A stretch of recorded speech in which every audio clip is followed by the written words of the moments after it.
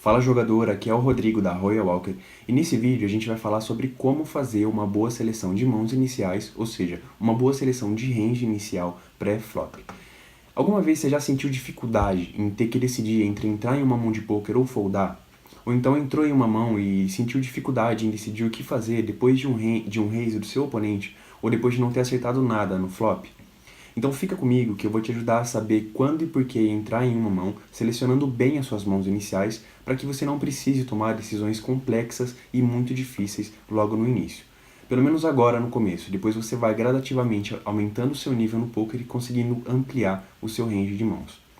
E a gente vai começar falando sobre os valores de mãos iniciais em Texas Hold'em. Ao todo, existem 1.326 possíveis combinações de mãos iniciais distintas de duas cartas quando a gente lida com Poker Texas Hold'em.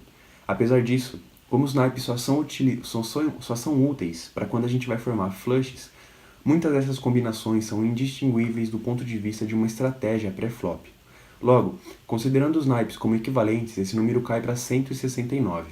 Nesse caso, ao invés de a gente contar como 6 as possíveis combinações de valete, por exemplo, a gente conta todas elas como apenas uma, porque elas são consideradas equivalentes antes do flop. E essas 169 mãos ao todo são essas que você está vendo na sua tela agora, aí do lado da minha imagem. Mas todas essas mãos são apenas parte do quebra-cabeça. Por exemplo, dois jogadores podem ter exatamente as mesmas mãos iniciais e ter resultados extremamente diferentes um do outro. O que determina como e quais vão ser esses resultados são as habilidades e conhecimentos individuais de cada jogador. Uma mão inicial como Vala 10 Off-Suited pode ser jogada de forma extremamente lucrativa em várias situações por um pro player, enquanto um jogador iniciante se defenderia de algumas formas que poderiam complicar a jogada dele. Quando você considera jogar uma mão, você precisa pensar exatamente no seguinte: essa mão pode me fazer ganhar o pote e aumentar o meu stack? Ou ela pode ser um pouco complicada de jogar e eu corro o risco de perder minhas fichas? Essa é uma pergunta que vai te deixar extremamente à frente dos outros oponentes, porque muitos deles não fazem isso antes de entrar na jogada. E isso vai te deixar dentro da mão com um objetivo em mente, que é um dos pontos mais importantes no poker. E para você saber exatamente a média de fichas que determinada mão traz para você ao longo do tempo, você precisa analisar uma grande amostragem de mãos jogadas. Depois, analisando essa amostragem grande das suas mãos jogadas em softwares como o Poker Tracker, por exemplo, você vai conseguir dominar as mãos que mais renderam lucros para você e investir seu tempo em melhorar elas também. Além disso, você também vai conseguir descobrir quais são as mãos que menos rendem para você, que menos rendem lucro para você. E isso vai te permitir investir um pouco de tempo em melhorar suas estratégias nessas mãos para futuramente você conseguir tornar elas mais rentáveis ou então fazer com que você perca menos fichas ao longo das jogadas. Mas vamos um passo de cada vez. Primeiro, se concentre em selecionar bem suas mãos iniciais, que é o foco desse vídeo, beleza?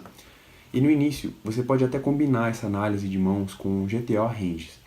GTO Ranges são mãos perfeitas de se jogar, que são lucrativas com base na matemática perfeita do jogo. Só que a gente não pode focar apenas em uma estratégia. Por exemplo, as GTOs Ranges calculadas pelos softwares têm um problema que eles sempre consideram o seu oponente como sendo jogadores perfeitos também, o que raramente é o caso. Vão haver diversas situações no jogo que o range vai precisar ser ajustado dependendo de alguns fatores decisivos, como por exemplo, oponentes. Contra quem você está jogando? Ele é tight, ele é loose, ele blefa muitas vezes ou quase nunca, ele é agressivo ou passivo? Posição. Em qual posição você se encontra na mesa em relação ao seu oponente e em relação ao dealer? Tamanho do stack. Quantas fichas você tem e quantas fichas o seu oponente tem? Esses fatores alteram o modo como você deve jogar em cada situação, especialmente qual vai ser o seu opening range, que é o range de abertura pré-flop. E por isso que é muito recomendável, ao menos até você entender como e por que esses fatores influenciam a jogada e como usar eles a seu favor, que você comece usando um range tight. Depois, conforme você for absorvendo e desenvolvendo suas habilidades e técnicas no poker, você vai ser capaz de abrir o seu range e jogar mais mãos lucrativas. O nosso principal objetivo no poker deve ser jogar a maior quantidade de mãos possíveis de forma lucrativa. O melhor jogador é aquele que joga mais mãos e vence mais potes de forma proposital, ou seja, sem contar com a sorte, sabendo o que ele está fazendo na mesa. No começo, o ideal é que seu range no botão seja cerca de 17% do total de mãos iniciais possíveis, aquele número 169 que a gente viu agora há pouco. E conforme você avança no seu aprendizado em poker, esse range pode aumentar para mais ou menos 45% do range de mãos iniciais possíveis. Só para você entender o que eu quero dizer, um range OTB, ou seja, um range no botão, que é a posição de dealer no jogo, de um jogador iniciante, se parece mais ou menos com essa seleção que você está vendo agora. E ele deve caminhar conforme você for desenvolvendo e aprendendo mais habilidades e técnicas no poker nessa direção aqui. Vê a diferença? Essa transição precisa ser progressiva e suave, para que o jogador se mantenha focado na lucratividade da mão. Então, se você for iniciante, você deve começar com uma seleção tight de mãos premium. Assim, você vai ter que lidar menos com situações difíceis ao longo das jogadas e não vai precisar tomar muitas decisões complexas. Se você começar com um range aberto demais, você vai ter que lidar com muitas situações que ainda não conhece e não vai ter habilidade e técnica suficiente para lidar com elas. Resumindo, você vai começar a perder muitas fichas. Por outro lado, começar com uma seleção de mãos iniciais premium vai fazer com que você passe por essas situações gradativamente, até que você consiga desenvolver habilidade por habilidade de forma a conseguir decidir rapidamente o que fazer em diversas situações com facilidade. Além disso, iniciar com um range tight vai te dar muitas vantagens pós-flop. Você vai ter mais chances de conectar a sua mão com o board e vai ter seus oponentes dominados com mais frequência. Com dominados eu quero dizer situações nas quais uma das suas cartas é igual à do seu oponente, porém o seu kicker tem um ranking maior que o kicker dele, como nesse exemplo que você está vendo aí na tela. Você tem uma dama e um ás, seu oponente tem um reis e uma dama. O flop vira dama, 5 e 7, vocês dois fazem um par de damas, mas o kicker maior é seu, e aí você está dominando o seu oponente. E como a gente faz para medir a força de uma mão? Para medir a força que uma mão tem no Texas Hold'em, você precisa pensar em ter 3 pontos principais. O primeiro é o ranking. Quão altas são as cartas que você acabou de receber? Elas são acima de 10? Elas são abaixo de 7? Quão altas são? O segundo ponto que você precisa se atentar é se elas são suited ou não, ou seja, se elas têm o mesmo naipe ou não, porque isso vai possibilitar que você faça draws no flop, no turn e no river, e isso vai te dar a chance de formar flushes ao longo das jogadas. E o terceiro ponto é você analisar se elas são conectadas ou não, ou seja, se elas estão próximas ou não, como por exemplo, se ela é um 10 e um valete, como você está vendo, ou então se ela é longe uma da outra, como um 10 e um 2, por exemplo.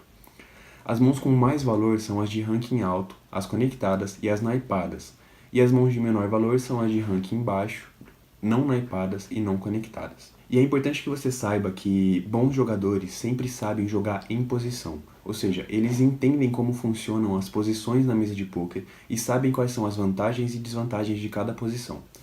E eles prestam basicamente muita atenção na posição que eles estão na mesa em cada jogada. Por exemplo, quando eles jogam em early position, que é a posição inicial, eles sabem que os jogadores que vão jogar depois deles têm boas chances de ter mãos melhores que as deles. Deixa eu te explicar melhor nesse exemplo. Aqui, a gente está vendo o Player 8, que vai ser o primeiro jogador a decidir o que fazer na primeira rodada de apostas, segurando um par de 10. E ele vai ser o primeiro jogador a agir, porque na rodada de apostas pré-flop, age primeiro quem está à esquerda do Big Blind. E nesse caso é o Player 8. Par de 10 é um par que muitos jogadores iniciantes, assim como eu quando comecei, não pensariam 2 vezes para jogar. Mas as chances de que algum dos 8 jogadores que estão à frente do Player 8 estejam segurando uma mão mais forte que 10, que um par de 10, são grandes. Só para você ter uma noção, um jogador tem aproximadamente 0,5% de chance de receber um par de ases como mão inicial. Logo, 8 jogadores vezes 0,5% de chance dão um total de 4% de chances de algum dos oponentes desse jogador à frente dele receber um par de ases, que é melhor que um par de 10.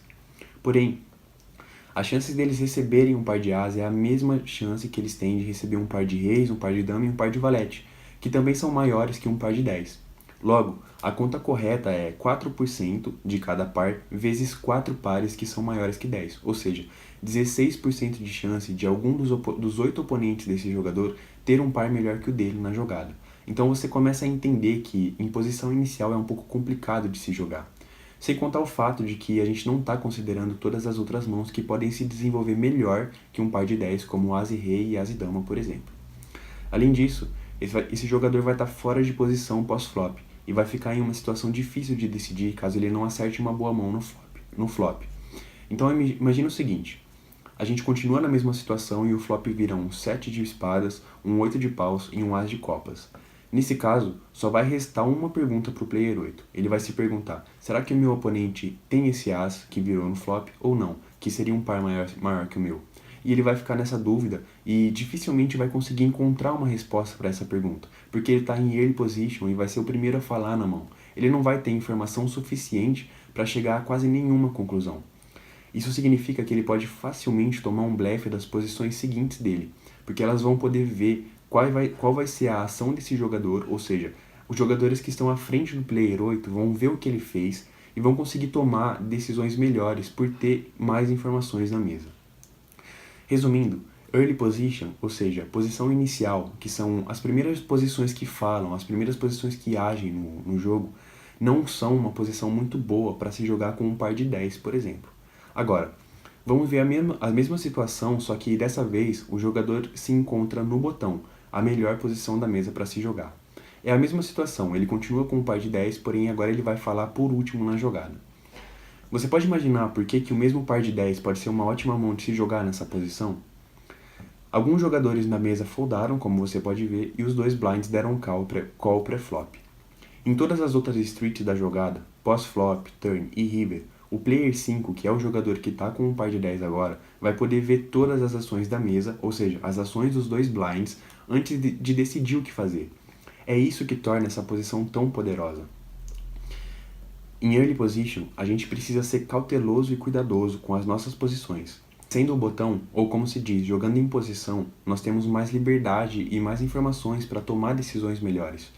E é por isso que em posição inicial a gente tem que ter um range mais apertado no início do aprendizado, com pares altos e apenas com as melhores mãos possíveis, porque assim a gente não vai entrar em situações complicadas de se decidir.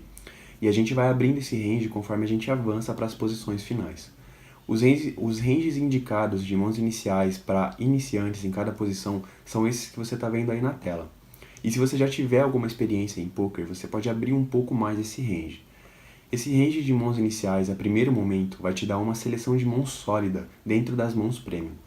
Isso significa que, estatisticamente, até o showdown, sua mão vai ser mais forte que a média de mãos dos outros jogadores. E se você tiver pouquíssima experiência em poker ainda, você pode apertar um pouco mais esse range utilizando mãos ainda mais premium, o que vai fazer com que você jogue ainda menos mãos, porém mãos mais lucrativas, porque vai ser mais fácil de tomar as decisões. O fato é que quanto mais você aprende, mais entende como utilizar conceito como posições, draws, stack size e todas as outras skills, mais você adiciona mãos ao seu range inicial em cada posição e mais você ganha potes ao longo das jogadas. Bom, agora você já tem uma boa noção de como jogar suas mãos iniciais e vai ter mais facilidade em decidir entre entrar em uma jogada ou foldar.